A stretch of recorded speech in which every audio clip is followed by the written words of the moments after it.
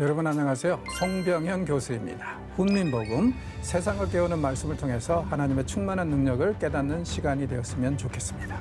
오늘 또 귀한 세 분 함께 하셨습니다. 안녕하세요. 안녕하세요. 자, 지난주에 우리는 이 10장을 통해서 하나님의 영광이 점차적으로 예루살렘 성전을 떠나가고 있는 모습을 보았습니다. 자, 11장에서는 완전히 이제 동쪽으로 떠나시는데 그 전에 또 하시는 일이 두어 가지 중요한 게 있어요. 그래서 이제 그 부분을 우리가 이제 11장에서 오늘 살펴보고자 합니다. 자, 먼저 11장 1절에서 13절을 우리 박찬성님 읽어주실래요? 그때 주의 영이 나를 들어 올려서 여호와의 전 동문 곧 동향한 문에 이르시기로 보니 그 문에 사람이 25명이 있는데 내가 그 중에서 아술의 아들 야사냐와 브나야의 아들 블라랴를 보았으니 그들은 백성의 고관이라. 그가 내게 이르시되 인자야, 이 사람들은 불의를 품고 이 성중에서 악한 꾀를 꾸미는 자니라. 그들의 말이 집 건축할 때가 가깝지 아니한즉 이 성읍은 가마가 되고 우리는 고기가 된다 하나니 그러므로 인자야, 너는 그들을 쳐서 예언하고 예언할지니라. 여호와의 영이 내게 임하여 이르시되 너는 말하기를 여호와의 말씀에 이스라엘 족속아, 너희가 이렇게 말하였도다. 너희 마음에서 일어나는 것을 내가 다 아노라. 너희가 이 성읍에서 많이 죽여 그 거리를 시체로 채웠도다. 그러므로 주 여호와께서 이같이 말씀하셨느니라. 이 성읍 중에서 너희가 죽인 시체는 그 고기요 이 성읍은 그 가마인데 너희는 그 가운데서 끌려 나오리라. 나 주 여호와가 말하노라. 너희가 칼을 두려워하니 내가 칼로 너희에게 이르게 하고 너희를 그 성읍 가운데에서 끌어내어 타국인의 손에 넘겨 너희에게 벌을 내리리니 너희가 칼에 엎드려질 것이라.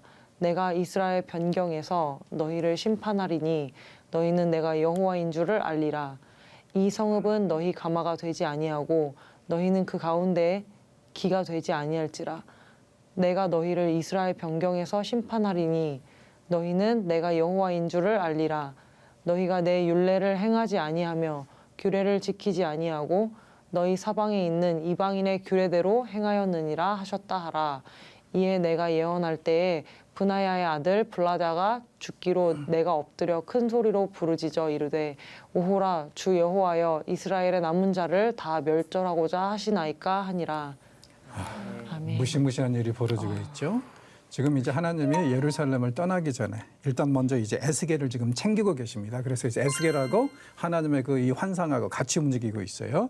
그래서 성전 이 동쪽 문 앞으로 갔더니 거기에 25명이 있었다고 그러죠. 자, 이 지금 8장에서부터 전개된 그 비전을 보면은 그룹으로 모여 있는 사람들이 많았었어요. 네. 뭐 장로들 70명도 있었고 여자들 여럿이 있었고 제사장들도 여럿이 있었고 이번에는 25명이 또 모여 있어요. 누굴까요? 그 당시 예루살렘 정치인들입니다. 오, 정치인. 그래서 이제 정치인들이 그러니까 이제 이 사회를 인도하고 이러는 사람들이 거기 이 앞에 서가지고 엉뚱한 짓들을 또 하고 있는 거예요. 그리고 이제 구체성을 보여주는 게 뭐냐면 아수르의 아들 야샤나, 브나야의 아들 블랴다. 25명 중에 이 두 사람을 구체적으로 얘기를 하잖아요. 자, 그런데 이제 아술의 아들 야샤나는 어떻게 다른 데서도 나타나냐면은 예레미야가 멍에를 쥐고 나와가지고 앞으로 장차 너희들이 이 바벨론의 멍에를 질 것이다 하면서 이렇게 시위한 적이 있었어요. 멍에를 쥐고 나와서. 근데 그걸 딱 보더니 그 멍에를 뺏어가지고 분질러 버리면서 이렇게 외친 사람의 이름이 하나냐였어요. 야, 이스라엘의 선지자가 너 하나냐? 누가 그랬다고요? 하나님가요? 하나냐. 이 우스갯소리인데요. 거짓 선지자의 대표가 하나냐라는 사람이었는데 그 사람이 뭐라 그러냐면 하나님이 너에게 말씀하신 게 아니라 우리한테 말씀하셨는데 우리는 안 끌려간다고 그러더라. 그런 적이 있었어요.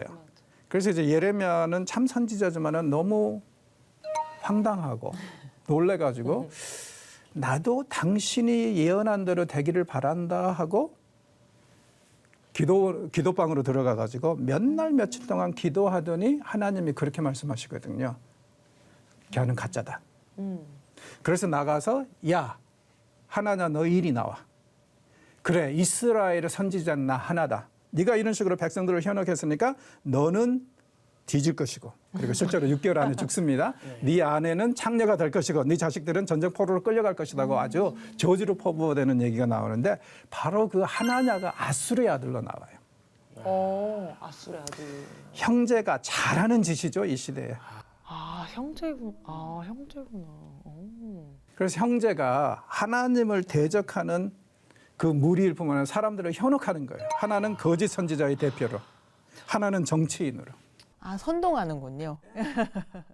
그리고 조금 있다 이제 블라다는 죽는데 브나냐의 아들 블라다라고 그랬죠.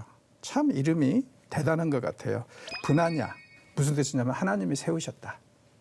그리고 블라다 그의 아들이죠. 여호와께서 구하셨다. 그러니까 굉장히 괜찮은 신앙적 이름을 가졌어요. 그러니까. 다음 씬에서 이 끝에 가서 어떻게 해서 하나님의 죽이시죠 그를. 에스겔이 보는 앞에서. 왜요? 아마 제 생각은 그런 것 같아요. 이 사람은 순수한 동기로 정치에 입문했을지 모르지만 결국에는 한통속으로 놀다 보니까 하나님이 제일 먼저 제거하시는 게 그래도 신앙을 가지고 있었다던 브나냐의 아들 블가다. 왜? 너라도 이 더러운 데서 미리 일찍 꺼내겠다는 얘기 아닐까요? 네. 그런 의미가 있을 수도 있어요. 그 혹독한 일을 당하기 전에. 그래서 역시 여기서도 심판을 굳이 꼭 나쁘게만 볼 필요는 없다. 또 다른 시각으로 이렇게 또 다른 시각으로 또 이렇게. 그러니까 이제 계속 선지자들이 외친 게 그거였죠. 뭐냐면은 심판이 오고 나면 그 뒤에는 항상 뭐가 온다?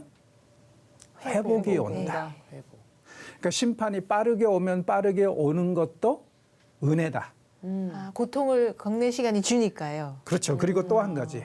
짧으면 짧을수록 죄 짓는 시간이 줄어들잖아요. 그러면 치러야 될 대가가 줄어들죠. 적어지니까.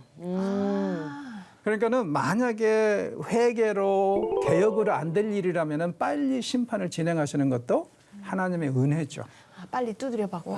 저기 두 분은 어렸을 때 되게 착해가지고 안 맞아보셨나 봐. 맞아본 제 입장에서는 이해가 확 됩니다. 빨리 맞고 빨리 끝내야 됩니다. 단체기업 받을 때, 10대씩 맞을 때. 두 분은 어디 모르시는 쓰셨어요? 앞에 쓰셨어요? 뒤에 쓰셨어요? 예, 앞에서 맞아야죠. 그렇죠. 시원하게 맞고 뒤에 서서 구경해야 네, 됩니다. 그래야 돼요. 그래요? 전 뒤에 갈수록 선생님 힘이 약해지기 때문에 뒤에서 근데 심리적으로 너무 어려워요. 거의 견디기가 어려워요. 계속 앞에서 맞고 자기 차례에 올 때까지 이 불안감.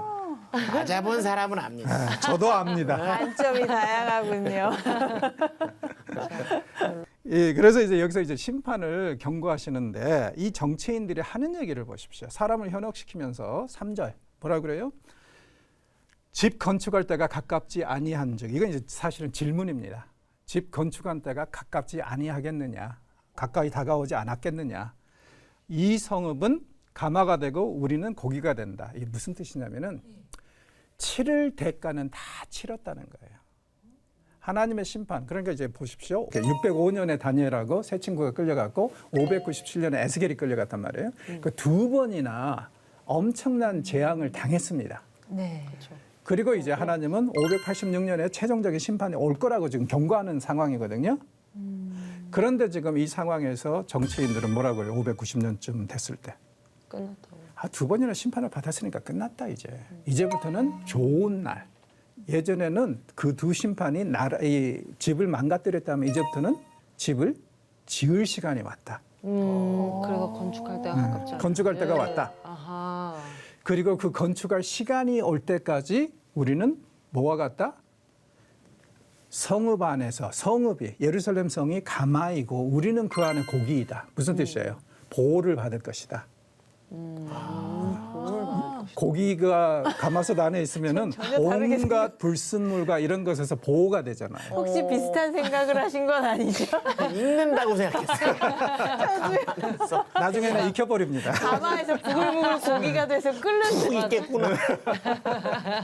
지금 여기서는 일단은 나중에는 그 얘기가 나와요. 근데 여기서는 이 사람들은 정치인들은 무엇을 얘기하냐면 예루살렘 성은 가마와 같고 그 안에 있는 우리는 보호받는 고기와 같다. 그런 의미로. 저희는 수육으로 끓여진다고 생각했어요. 저도 그렇게 수육은 생각했는데 조금 이따 사실. 나중에 나옵니다. 자, 그 얘기를 지금 여기서 하고 있어요. 그러니까 이건 사람들을 안정시키고 정치하기 좋게 하기 위해서 선동하는 거죠. 하나님은 이런 뜻을 가지고 있지 않은데 이 사람들은 당연히 어떻게 보면 정치인들이니까 이렇게 거짓말을 해야 되고 사람들을 현혹을 시켜야 돼요. 그렇죠. 하려면. 그럼 회개가 그만큼 늦어지겠네요. 그렇죠. 아유. 그래서 지금 여기서 집 건축할 때가 곧 올 텐데 그때까지 하나님은 우리를 솥단지 안에다가 고기를 보호하듯이 보호하실 것이다. 그 얘기를 지금 하고 있습니다. 제 생각에는 정치인들이 이렇게 얘기하는 것이 꼭 나쁜 것만 아닌 것 같아요. 왜냐하면 자기네들은 정치를 해야 되니까. 그렇죠? 사회적 어떻게든지. 혼란이 올 수 있으니까요. 그들 입장에서는. 근데 여기에 이제 불리하다가 끼어 있는 게 문제죠. 네, 네. 어떻게 보면 굉장히 괜찮은 신앙인인데 신앙 집안인데 거기에 끼어가지고 같이 놀아나고 있으니까. 그러니까 이제 거기에서 이렇게 말씀을 하시는 거죠. 그래서 하나님이 뭐라고 그러세요? 맞긴 맞다. 7절에 너희가 죽인 시체는 그 고기요 이 성읍은 그 가마인데 너희는 그 가운데서 끌려 나오리라. 그러니까 맞기는 맞다 이거 가마는. 근데 이게 살리고 보호하는 가마가 아니라 죽이는 팍 삶아버리는 수육 가마가 될 것이다. 무섭네요. 무섭죠. 그리고 6절도 보십시오. 가마솥이라고는 예루살렘 길에 시체가 가득 차 있습니다. 이 성읍에서 앞으로 이제 될 일을 이런 식으로 이제 묘사를 하고 있으니까 미래 이야기를. 예, 지금 한 5년 후에 있을 일입니다. 가마에서 끌어내신다는 말씀은 보호받지 못하게 하겠다는 말씀이신 그 거죠? 안에서도 보호받지 못할 뿐만 아니라 다른 나라로 끌고 가겠다는 거예요. 그 안에서 그러니까 거짓 안정, 거짓 평안 이런 걸 지금 이 사람들은 예루살렘의 불가침설을 계속 얘기를 했거든요. 예루살렘은 절대 망하지 않는다. 근데 거기서 끌어내시겠다는 거예요. 산자들은. 죽은 자들은 다 그 안에서 죽여버리고 그리고 산자들은 끌어내서 내보내고 다른 나라로 보내고 하실 거라는 거. 그러니까 예루살렘은 절대로 너희를 보호하는 가마솥이 될 수가 없다. 그 거짓 평안에 농간당하지 마라. 이 얘기입니다. 자, 9절 보십시오. 더 구체적으로 나오죠. 그 가마솥에서 성읍 가운데서 끌어내서 누구한테? 타국인의 손에. 그렇죠? 완전히 끌고 갈 것이라고 경고합니다. 그리고 우리가 봤던 칼 이미지가 다시 나오죠. 엎드려질 것이다. 많은 사람들이 죽을 것이라는 것을 이런 식으로 이제 표현을 하고 있어요. 예루살렘을 자꾸 가마라고 하고 자신들은 그 안에서 보호받는 고기라고 그러는데 그런 일은 없을 거라는 거예요. 다 태워버릴 거니까. 착각하지 말라 이제 그러시는 거군요. 12절에 분명히 이유가 나오죠. 내 율례를 행하지 아니하며 규례를 지키지 아니하고 너희 사막에 있는 이방인의 규례대로 행하였느니라.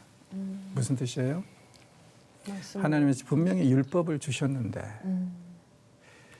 이 사람들은 율법을 가지고 목걸이를 만들고 장식품은 만들지언정 순종하지는 이행하지는 않았어요.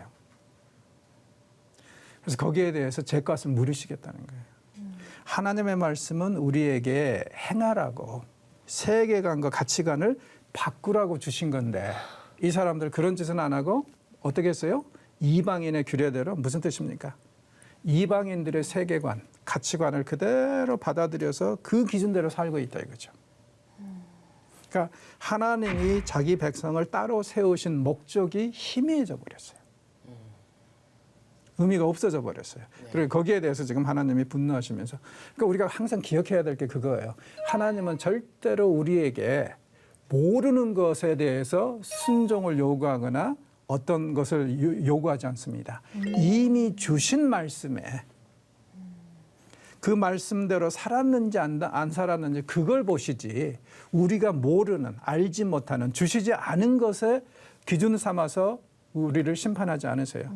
자, 그래서 이제 이단들한테 놀아나면 안 된다고 하는 게 이단들의 특징이 대체적으로 뭡니까? 성경 외에 다른 계시를 얘기를 하죠. 네, 대부분. 그 교주만 받은 환상. 그 교주만 뭐 이렇게 새로운. 아니, 여러분 생각해봐요. 이미 성경에 기록된 것도 순종하기 힘들어 죽겠는데. 뭐 그렇게 모르는 거, 신비로운 것을 찾아나서 말도 안 되는 소리지. 나는 성경대로 사는 것도 너무 힘들어요. 여러분들은 괜찮죠? 다 경건하고 고를 것입니까? 쉽지 않아요. 저는 목사라 그런지 너무 힘들어. 그래서 그렇잖아요. 목사가 제일 타락한 죄인들이라고 그러잖아요, 세상에서. 그러니까는 목사라 그런지 너무 힘들어. 그런데 뭐가 아쉽고 뭐가 미련에 남아서 성경에 기록되지 않은 진리를 찾아 나서는지 지금 있는 것도 순종하기 힘든데 저는 이해가 잘 안 가요. 하여튼 모르겠습니다. 그래서 결국에는 이제 이 예언이 끝나면서 분하냐의 아들 불야다가 그 자리에서 죽습니다. 네. 에스겔이 뭐라 그래요? 놀래 자빠져가지고 다른 사람은 몰라도 경건한 신앙인은 좀 살려줘야 되잖아요. 주 여호와여 이스라엘의 남은 자를 다 멸절하고자 하시나이까. 이러면 거룩한 씨앗이 없지 않습니까? 바로 그때 이제 하나님이 다음 섹션에서 소망을 주십니다. 자, 여호와의 말씀이 내게 임하여 이르시되 인자야 예루살렘 주민이 네 형제 곧 네 형제와 친척과 온 이스라엘 족속을 향하여 이르기를 너희는 여호와에게서 멀리 떠나라 이 땅은 우리에게 주어 기업이 되게 하신 것이라 하셨나니 그런즉 너는 말하기를 주 여호와의 말씀에 내가 비록 그들을 멀리 이방인 가운데로 쫓아내어 여러 나라에 흩었으나 그들이 도달한 나라들에서 내가 잠깐 그들에게 성소가 되리라 하셨다 하고 너는 또 말하기를 주 여호와의 말씀에 내가 너희를 만민 가운데에서 모으며 너희를 흩은 여러 나라 가운데에서 모아내고 이스라엘 땅을 너희에게 주리라 하셨다 하라. 그들이 그리로 가서 그 가운데의 모든 미운 물건과 모든 가증한 것을 제거하여 버릴지라. 내가 그들에게 한 마음을 주고 내 속에 새 영을 주며 그 몸에서 돌 같은 마음을 제거하고 살처럼 부드러운 마음을 주어 내 율례를 따르며 내 규례를 지켜 행하게 하리니 그들은 내 백성이 되고 나는 그들의 하나님이 되리라. 그러나 미운 것과 가증한 것을 마음으로 따르는 자는 내가 그 행위대로 그 머리에 갚으리라. 나 주 여호와의 말씀이니라. 아멘. 자, 여기에 이제 우리가 잘 이해를 하면은 대단한 약속이 이제 들어가 있는데요. 하나님이 뭐라 그러시냐면은 내가 사실은 이 바벨론으로 미리 보낸 사람들 있죠. 605년에 다니엘과 세 친구가 또 다른 사람들하고 끌려갔다고 그랬고 597년에 에스겔하고 여러 사람들이 끌려갔다고 그랬죠. 그 사람들의 성소가 되시겠다고 그랬잖아요. 그리고 때가 되면 어때요? 내가 예루살렘에 있는 사람들이 아니라 이미 끌려간 바벨론에 있는 사람들을 거룩한 씨앗으로 서서 세상에서 모아가지고 예루살렘과 유다 땅을 그들에게 이미 끌려간 사람들에게 주시겠다고 하는 거예요. 지금 여기에 보면은 그러니까 이게 얼마나 큰 반전인지 한번 상상을 해보십시오. 왜 이런 일이 벌어졌냐면은 하나님이 605년에 597년에 이 예루살렘을 쳤어요. 회개하라고. 회개는 안 하고 이 사람들이 어떤 생각을 가지고 있어요? 아, 우리가 치러야 될 대가는 다 치렀다. 이제부터는 집을 지을 날이 오고 그때까지 하나님이 우리를 섣단지 안에서 보호하실 것이다. 이런 말만 하면서 끌려간 사람들을 뭐라 그래요? 떠나라. 이 땅은 우리 것이다. 무슨 뜻입니까? 회개하지는 않고 마치 끌려간 사람들이 그들의 죄 때문에 끌려간 사람들이 죄 때문에 끌려간 것처럼 생각을 하고 있는 거예요. 착각을 하고 있는 거예요. 아, 이게 착각하는 걸까요? 알면서 이렇게 말하는 걸까요? 그걸 다 한 것 같아요. 왜냐하면은 예. 지금 정치인들이 농간을 부리고 있고 네네네. 그다음에 이 사람들은 항상 그런 게 있잖아요. 우리가 끌려간 사람들은 그들의 죄값, 남은 사람들이 남은 자. 그래서 이 남은 자들을 통해서 다시 하나님이 나라를 재건하실 것이다. 이걸 우리는 믿기를 원하죠. 남은 자들이라면. 그래서 착각도 있고 그다음에 현혹도 되고 여러 가지가 있는 것 같아요. 그래서 이제 그런 생각에 젖어 있어요. 자, 그러면은 이걸 이제 뒤집어 가지고 이미 바벨론으로 끌려간 사람의 입장에서 한번 생각해 보시죠. 네. 자기는 너무 원통하고 억울해요. 왜? 나름대로 뭐 에스겔도 다니엘도 보면 어때요? 신앙생활 열심히 한 사람들이잖아요. 네. 근데 끌려갔단 말이에요. 그러니 하나님을 얼마나 원망했겠어요. 나 그래도 열심히 했는데 하나님 어찌 저를 이렇게 내치십니까? 그런데 에스겔이 여기 와서 나중에 이제 이 예언이 또 한 번 나옵니다. 딱 하시는 말씀이 뭐였어요? 아니다. 사실은 내가 너희들 미워서 벌 내리기 위해서 내친 것이 아니라 586년에 잠시 한 5년 후에 임할 심판이 얼마나 무시무시한지 너희들을 미리 빼돌린 것이다. 아, 피하게 하셨다는 거예요. 그리고 예루살렘에 지금 남아있는 자들이 남은 자들이 아니라 미리 빼돌린 너희들이 남은 자들이다. 그래서 내가 너희들을 통해서 역사할 것이지 예루살렘에 남은 자들은 자투리들이고 저들은 다 그냥 586년에 불살라 없어져 버릴 것이다. 진짜 시선. 이 말씀을 하고 있거든요. 자, 이런 경험 해보셨어요? 그때는 너무 하나님이 원망스럽고 어찌 저한테 이러실 수 있습니까? 했는데 세월이 지나서 되돌아보니까 그게 은혜였고 그게 은혜. 그게 나를 빼돌리신 일이었더라. 맞아요. 이런 경험 한 두어 번 하면요 신앙생활에 진짜 쉬워져요. 맞아요. 하나님을 완전히 신뢰하고 믿게 되니까 맞아요. 이런 경험은 꼭 필요하다고 저는 생각을 해요. 맞아요. 저도 이런 경우 여러 번 했어요. 그리고 이제 하나님이 여기서 하시는 말씀이 뭐라 그러냐면은 심장 한마디로 말해서 심장 이식 수술을 해주겠다. 너희들에게 돌과 같이 굳은 마음을 제거하고 살과 같이 부드러운 마음을 주시겠다 그러죠. 무슨 뜻이냐면은 너희들이 지금 율법과 규례를 내가 준 것을 지키지 못한다 이거예요.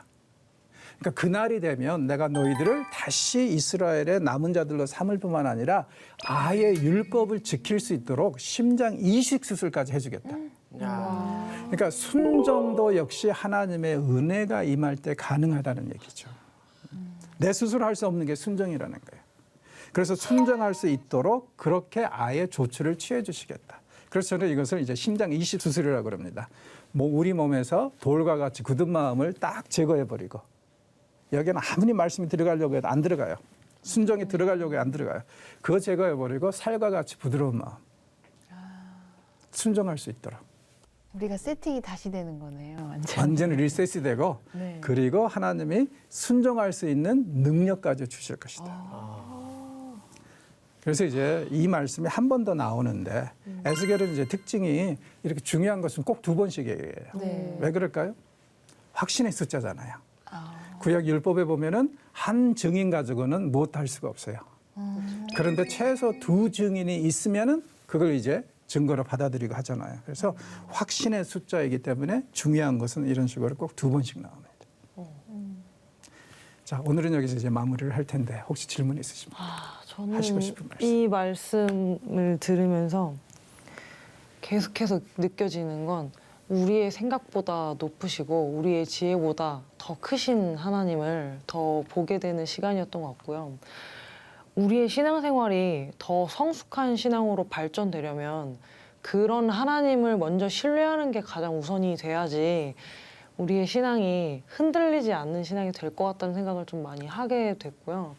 그 마지막에 봤던 그 우리의 마음을 그 딱딱한 돌처럼 되었던 우리의 마음을 살처럼 변화시키셔서 하나님의 말씀을 이행할 수 있도록 만들어 주시겠다라는 그 은혜의 말씀이 이게 딱 그 적용이 되는 게 제가 여기 모기가 물렸었거든요. 근데 얘가 이렇게 뭐랄까 좀 딱딱하게 딱지가 앉았었어요. 근데 그걸 건드려도 느낌을 못 느꼈었거든요. 그냥 이렇게 떼지게 되니까 막 가렵더라고요. 막 이제는 느껴지더라고요. 이게 살이 이제 보여지니까 그래서 그런지.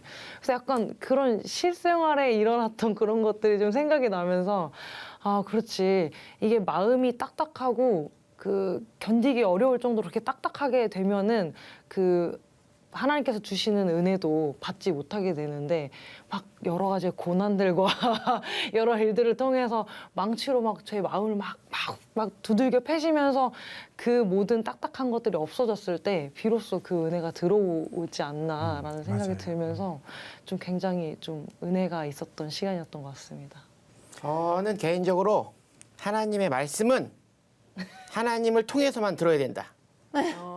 절대로 자기의 생각이 들어간 사람들의 얘기를 통해서 하나님의 말씀과 생각을 투영하려고 하면 안 된다. 이 사람들의 제일 큰 문제가 그거였죠. 느꼈습니다. 일인 휘둘리고 저리 휘둘리고 그죠? 네. 맞아요.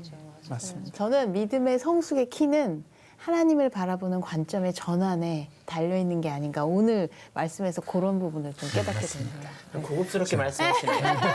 같은 얘기도 달라. 아나운서라서. 고급스러웠나요? 네, 아나운서라서 제가 달라. 이 하나님이 자꾸 우리한테 부르시는 트로트가 있는 것 같아요. 오빠 한번 믿어봐. 그죠?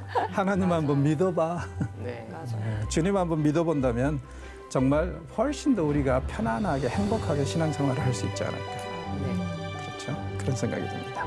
예, 다음 시간에는 이제 역시 하나님의 영광이 아주 멀리 떠나가 버리는 그런 이야기를 이제 계속 하도록 하겠습니다. 자, 오늘 수고하셨습니다. 감사합니다. 감사합니다.